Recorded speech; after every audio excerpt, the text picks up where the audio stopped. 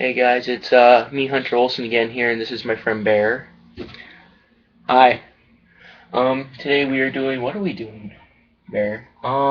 We are gonna talk about our ghost hunting team. It's called the Paranormal Society of Northern Minnesota. Not New Mexico. Because I've been trying to look it up for a while, and every time I type in NM, the first thing that pops up is usually New Mexico, so not New Mexico, it's Northern Minnesota. So we're not being drugged all across Minnesota, just for what we like to do, even though it would be nice.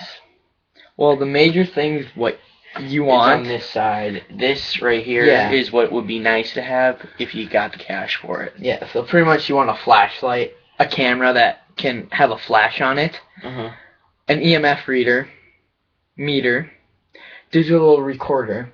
Those are really nice so you can pick up sound and all that. Alright, now the EMF, some of you might not know what it is. It stands for electronic field. I see it every time I watch Ghost Hunters. I just can't remember the name of it. EMF, electronic magnetic field detector. That's what an EMF meter is. Some people think that electronic magnetic fields are linked to ghosts. Other people don't say that. But it's also nice to tell.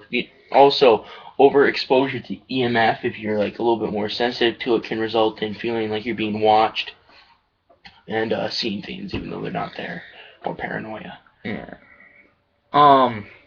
One thing, if I usually kind of get this feeling a lot, like I don't like if there's, say you believe in ghosts, you can pretty much get the feeling you're being watched. Pretty much, that's what I get, and I get chills in a very warm room temperature kind of thing.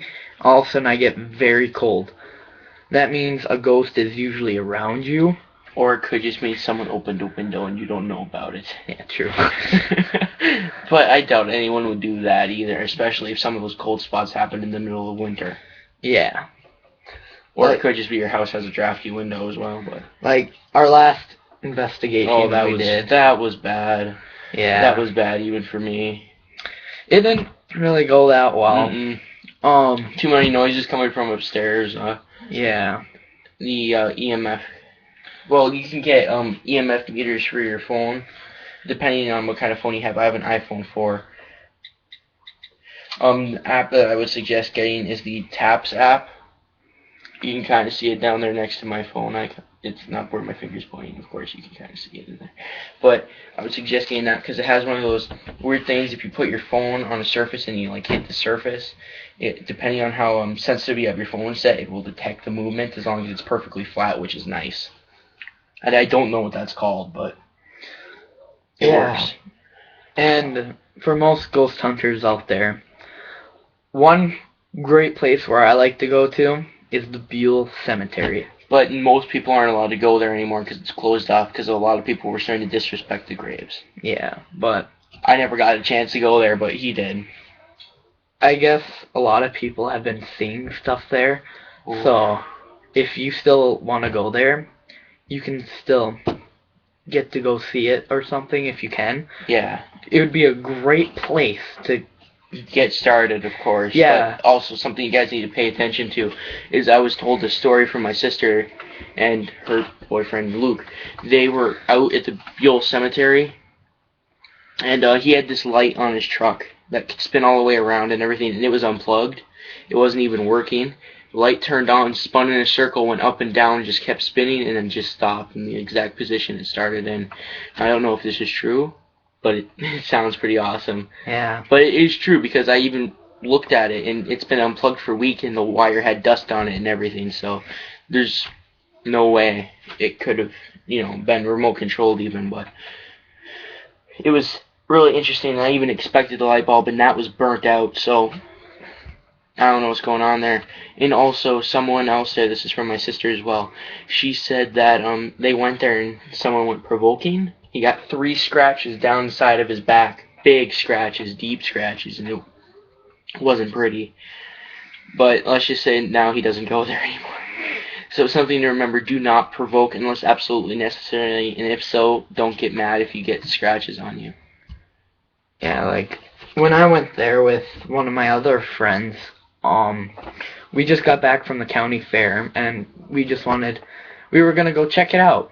And I was like, okay, I want to go here with my other friend, but he wasn't there. He was still at the county fair with his dad or something. So I was going. We stopped there. There's this one grave in the distance. It was just about to get dark, and in the far distance, we took a picture. It kind of looked like a small little white globe kind of thing in the far distant, like almost a dust particle, but I don't really know how it could be dusty. Do you still have the picture? No, it was taken on my friend's camera, so. Yeah. Was Yeah. it one of those old tape cameras with a thing they should have pulled out, or was it digital? It was one of those ones that you have to pull out. He could have faked it. He could have, yeah, but I thought that was pretty neat when I got to see that. Yeah, I guess there's a lot of stuff out there. By the way, I can't believe you have other friends. It's a little joke me and a few friends have going on. If someone else says they have other friends, we just say, "Oh, what? No way." Yeah, and something very cool that has been going around at the Evelyn Gilbert High School. There's this ghost they say named Roxy, and I guess it was a student there and just like died or something. Like lockers fell on her, and the whole section of the girls' locker room is closed off. And I guess some people like to go in there, and I guess they hear like. I don't understand why anyone would want to go in the girls' locker room though. True, but I mean like. I went in there once because for our soccer or not soccer team. No, it's not like that. No, I know it's not like that, but come on, the first thing you we got assume to go in there, and it's kind of funny. Yeah, for our swim team, we get to go in the girls' locker room and have a pizza party and all that. And seems like a weird place to have a pizza party. I went to the part where it was locked off, and usually it's locked, but it was unlocked. And the door was wide open, let me guess. No, it wasn't open. I opened it, and then I went in, and I got that feeling. Yeah, I know, you get that in a lot of places. Yeah, and then so I closed it, kind of put the door back, and then I just left. Went back downstairs with the other boys, and then I guess one of my other friends, Paige or whatever, went up there, or didn't go up there, but was about to go up the stairs, and she said she heard a dragging noise of like something, and she went up there, and there was a barrel in front of the door, and she made the same dragging noise with the barrel, and I guess it made the same exact noise.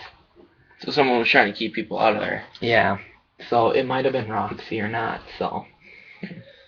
Also, one more thing I have to say, it has nothing to do with this, we'll get back to this in a minute, since we're talking about urban legends and stuff.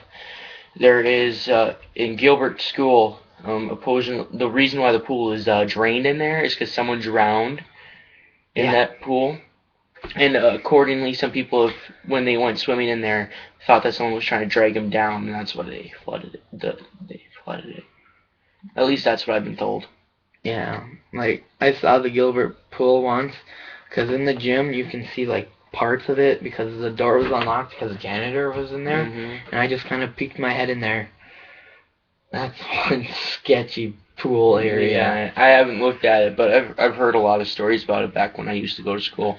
I'm homeschooled now for many different reasons, and some of them I'm not too happy to talk about. Yeah. Another thing that you would want is probably a digital recorder to take voice recording. Yeah, I mean, if you have one for like high school or something, so you can record what the teacher says, that will work the same exact way. So you can say you want to talk to a ghost or something. You can use your phone, because your phones have built-in recorders in them. This is basically a portable digital recorder that's a lot nicer to use. Or, like a lot of people say, use the tape recorders because they create their own white noise, which is easier to hear. Okay, I guess. But iPods work too.